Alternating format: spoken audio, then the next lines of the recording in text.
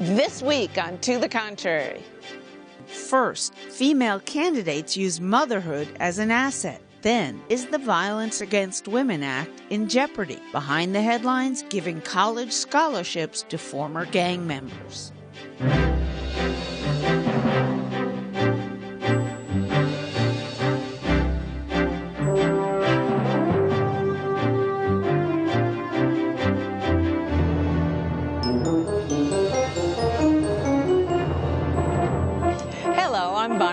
Welcome to the Contrary, a discussion of news and social trends from diverse perspectives. Up first, mom candidates.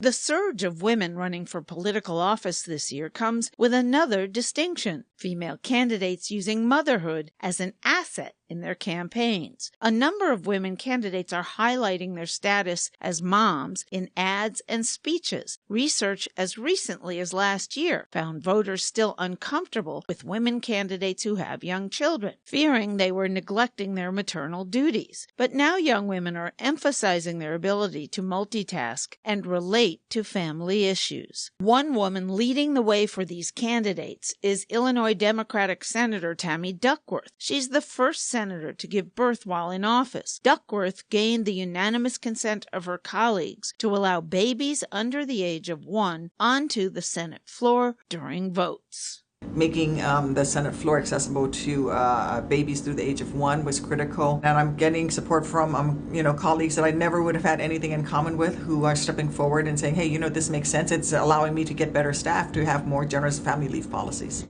So Congresswoman Norton, is having a child while running for office an asset or an obstacle for women in 2018? Bonnie, commendable but risky unless you pair it with universal child care, because the public will say, who's taking care of your children? Nobody's taking care of mine. I think it's a challenge, a blessing, and a juggle. We'll go from there.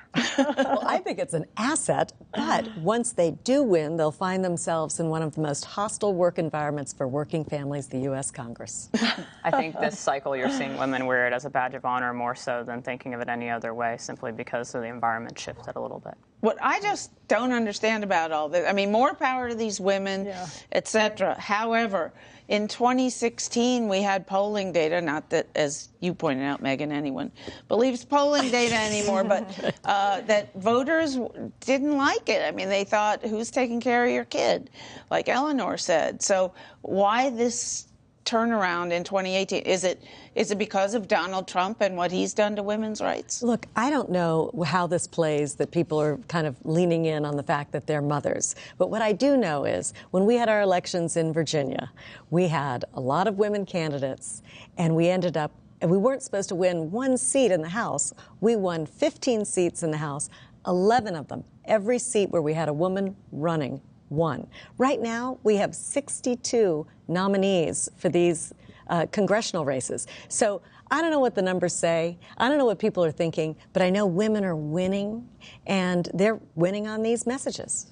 And I think it's, I mean, look, women are working mothers are working all over the place, right? Whether they're teachers or doctors or in factories, or they're working everywhere. And so I think that this is just an extension of that we're seeing women now run for Congress with their children. And I think it's a good thing, and I think it's not a bad thing to shake up Congress a little bit. I think there are realistic challenges.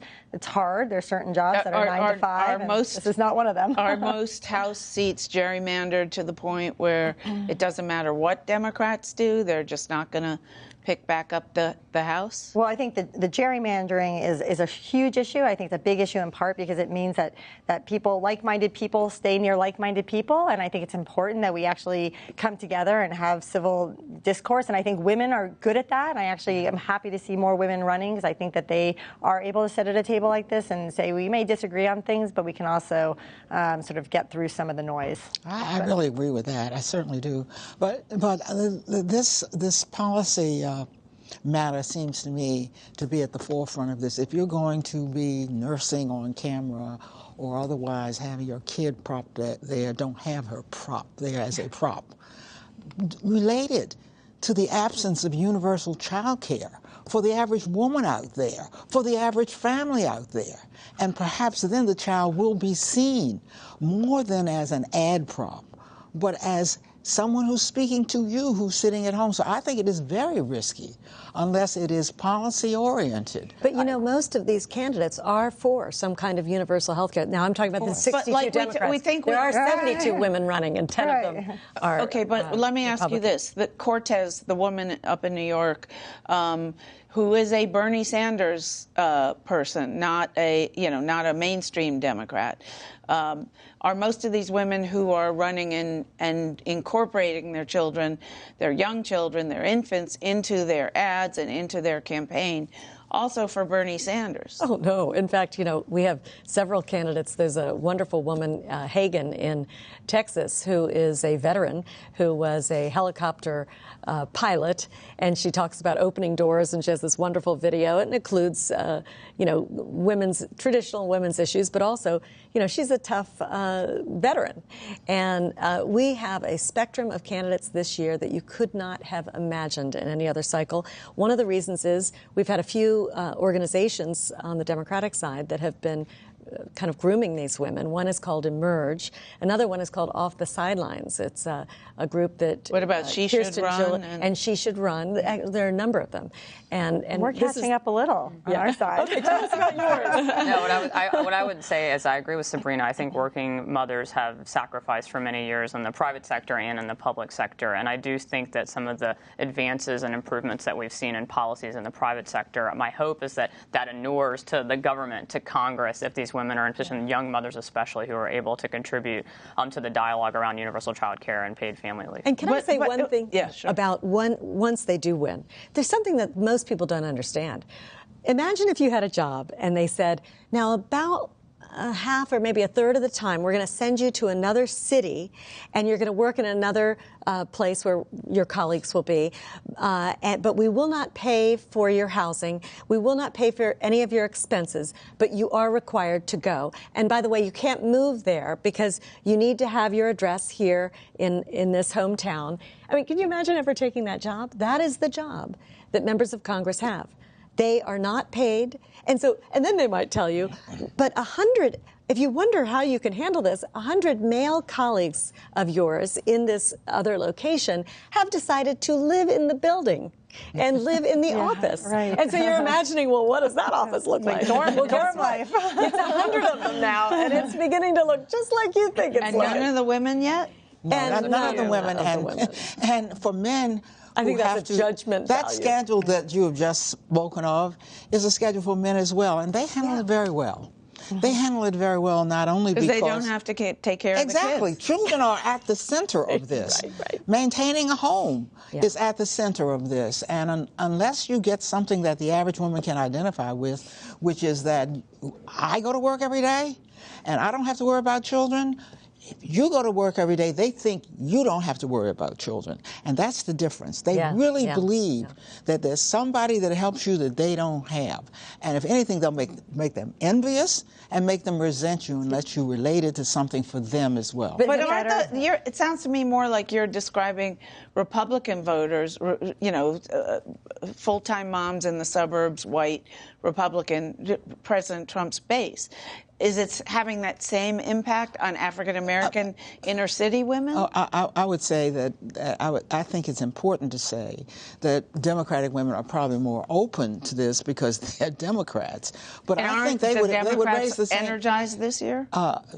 Terribly energized. So they won't be turned off by this, and they will understand it. And they will say universal child care. But I'm asking for the women themselves to do more than say, isn't this cute? This is more than cute. And if that's all it is, that is a problem. But are a large percentage of these women saying, here's my baby, I need universal health care, I can't afford 2 houses, that's not even on a congressional salary, and the part of the answer is universal health child care. Every time you bring a child on screen, you ought to be saying that. Or else what are you bringing the child on screen for?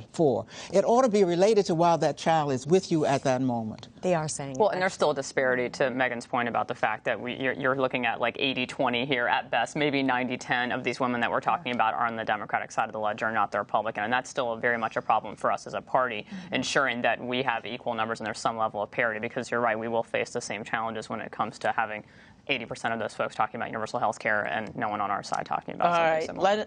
Please let us know what you think and follow me on Twitter at Bonnie or Beyer at To the Contrary. From moms in politics to VAWA.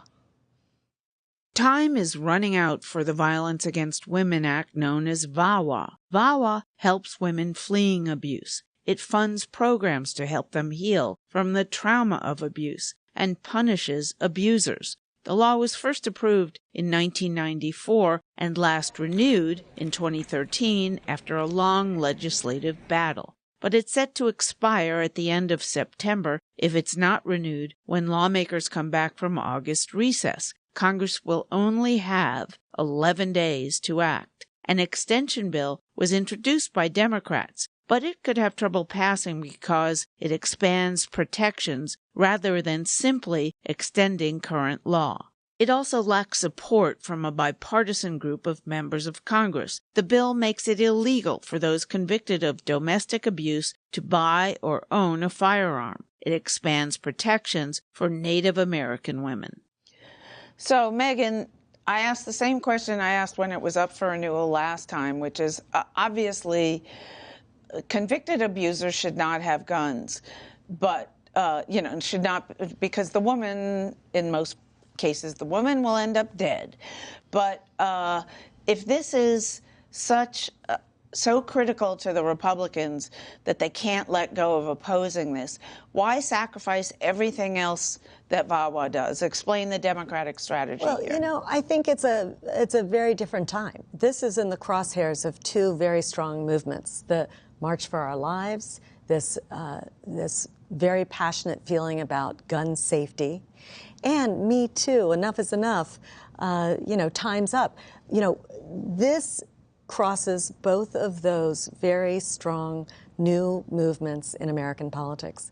And that's why I think the Democrats are going to hold the line on this. You think they're going to win? Do I think the Democrats are going to win? Is it going to get renewed?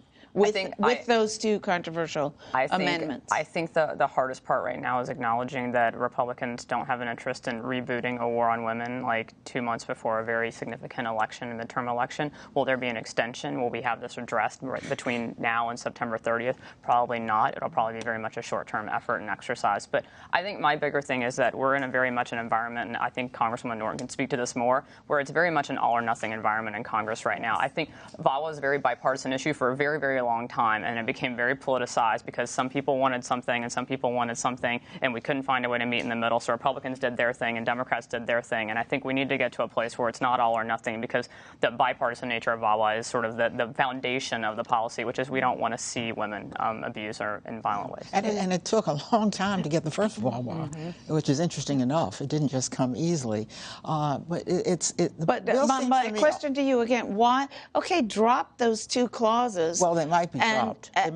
Get the whole bill renewed, and then fight later over the gun control in Native American. Not later. If you want to, if in fact a gun is a danger to a woman who has had an abuser, you shouldn't drop it before you even try. So what we have now, it seems to me, is is already in trouble for this reason. The sponsor is a Democratic woman. It ought to be. We're not in charge. So the sponsor ought to be somebody on the other side. Why didn't... That tells you everything, it seems to me. Why didn't whoever's behind this get bipartisan support that's for my the point. bill? She obviously couldn't, at least with the bill that we have now. So what may happen is that those sections that are controversial, just as you said, may have to be dropped for the bill to move forward at all. But you can't ask people who've had people come to see them to saying the bill needs to be enhanced, not try it out, not put it out there in the first place. And I do think there's areas where, progressives and conservatives can come together, and it's a shame that sort of women have become this political pawn. Obviously, there's a lot of women who are involved with this.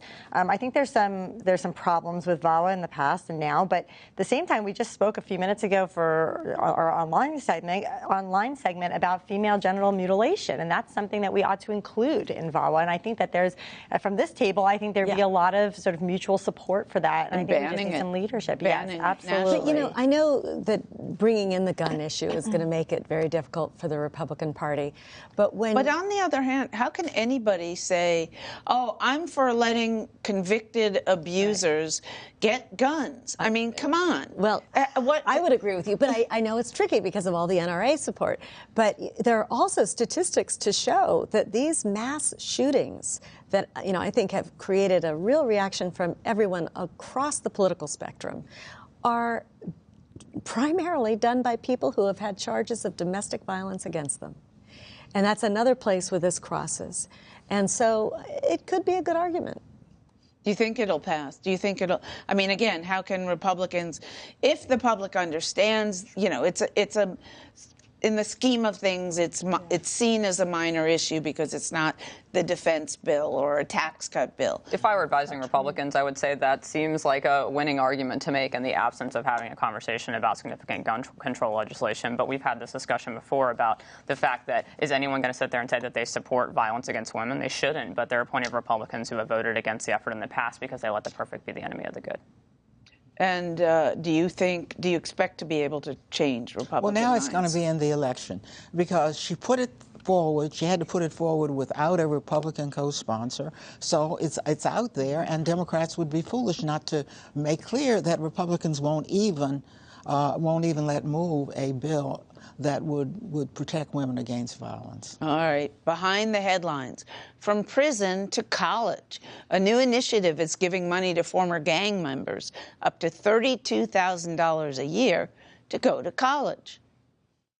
Before I was in and out of prison, I was stripping, I was prostituting, I was doing everything but the right thing. Today, Kismari Pena is a student at Bunker Hill Community College, but she says she wouldn't be in school without a program that some call radical. We did get reactions, well, you know, sort of, why are you paying bad kids to go to college? The program is called Boston Uncornered, and it was created by the nonprofit group College Bound Dorchester. Right now, we have about 50 students that are receiving the stipend. It is $400 a week, which works out to very close to living wage. And the way we look at it is we're not paying students to go to school. We are giving them the opportunity to focus on the path that's right for them. College Bound says it's cheaper to give kids $32,000 each year than to spend taxpayers' money on incarceration, lawyers, probation, and other subsidies. We were spending about $100,000 a year on her, year after year. This investment for us, where Kismari becomes a contributing citizen rather than one where we're recurringly contributing to services that get her nowhere, essentially, is a much better deal. My brother went to prison for murder in 2002. My brother was my best friend, my parent, my everything. Like, my mom was getting abused, so she wasn't around. And he's like the only thing I had to look up to. Around that time when he got arrested, I went around to try to rob people. I got pregnant and I had a kid. I didn't have an income. I couldn't get a job. Kismari was in and out of trouble for other crimes such as fraud and theft. But she says things changed as her daughter grew. I'm tired of being in and out of prison. I'm tired of being a selfish mother, a selfish person, and not doing better for my daughter, you know, because she deserves better. This is my turning point. I'm her role model. I'm her example. Kismari told to the contrary she had heard of the program before, but it wasn't until later she realized that she should sign up to improve her daughter's life. Everything that they help you with here, it could push you if you want it. If you don't want it, then don't waste your time. But if you want it and you want to go to school and you want a better career for your child, for you, for whatever the situation may be, I feel like College Bound is the perfect stepping stone. College Bound has plans to expand the program to other cities. The ones who are closest to the cycles of violence and disruption in those communities, they really are the solution. They're the ones who can be the agents of change. So $100,000 a year to keep somebody in prison. Why isn't every person in government for this program, since it's cheaper and it helps people pull themselves up. I think it's fantastic. I don't think there's anything negative you can say about it. I think that we've seen a lot of discussion in Congress over the past many years about the need for criminal justice reform, the need for finding ways to look at mandatory minimums, et cetera, finding ways to get people who have misdemeanors, drug offenses out of prison and into the workforce and giving them a second chance. This is a great opportunity for, I think, women as well as young men to be role models for their children, but also to give them the skills they need. And currently they hit these barriers because of their past. And I think if anybody wants the opportunity to succeed and we're able to give that to them, absolutely it should be a program that should be a national effort. I really think this is tailor-made for women. I recognize that it's open to women and men, but remember, women have mostly been involved in nonviolent offenses, and essentially these young people were on the outskirts of any kind of opportunity. So giving them an amount of money so they don't have to go out looking for work or looking for illegal activity does seem to me to make a lot of sense, but it makes particular sense for women. And you know, you made the point about 100,000 versus 32,000.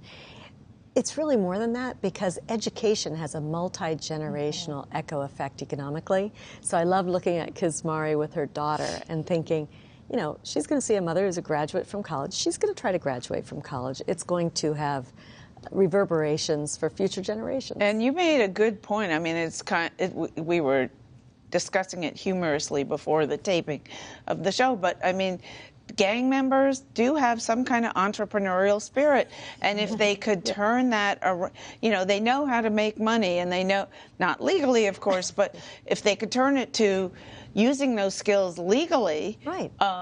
Why not? And some of that is a function of a lack of exposure. Right. They were exposed to a certain environment. Yeah. They showed leadership skills in that environment, and maybe we could channel it another way. And I love the fact that this is privately driven. The idea that a community got together and said, we need to do something to help people in our community, and then we'll see if we can expand it. So it not only saves taxpayers the $100,000, you know, each year, but that money can be redirected into things that society needs that's more productive. I think but Eleanor, what, $100,000 a year for prison? I mean, I remember 10 years ago, it was $40,000, $50,000 because they used to say when Harvard's tuition was $40,000 that you spent more to send a kid to prison than to Harvard. What has is that privatization? No, they're counting more than your room and board in prison. They're counting the courts. They're counting all that it takes to make sure you've locked somebody up. And look, we've tried everything else. The notion of taking, and remember, these are targeted youngsters. The men have been gangbangers, and the women have committed crimes like fraud and the rest. It does make a lot of sense. This is a pilot program, and you're right, it's important that the private sector has started it, but because of its success, and it looks like it's having some success, the government ought to say we want in. I think this says something about education, too. I think that for many people, low-income people who have the idea of going to a four-year college and the cost associated with that, whether they have committed crimes or not, I think the acknowledgement that we've created a program that makes school attainable, that makes education attainable, that makes skills attainable, is something that you can feel confident about. Maybe you're not going to go to med school and be a brain surgeon, but at least you have a path to provide those skills and to contribute to the economy, but also, again, to give back to your own family and to create income in a legitimate way. I wonder what the failure rate is, though. I mean, we haven't reported on that, so I don't have a figure, but you know, bear in mind that since I've been in Congress, Congress has wiped out opportunities for people to take courses, at least in the Bureau of Prisons, right. Making it almost impossible to prepare yourself once you get out. So instead of understanding what education does for you, they're depriving people of the right to go straight, I believe. Which seems like a natural area. So they strip funding for courses for people in prison. That is. Now they'll have extra money. They can apply it back. Before we go, we'd like to announce with pride that one of the winners of our About Women and Girls Film Festival, Ties That Bind, was selected to be part of the PBS Online Film Festival on the PBS website. That's it for this edition. Please follow me on Twitter and visit our website, pbs.org/To the Contrary. And whether you agree or think to the contrary, see you next week. Okay.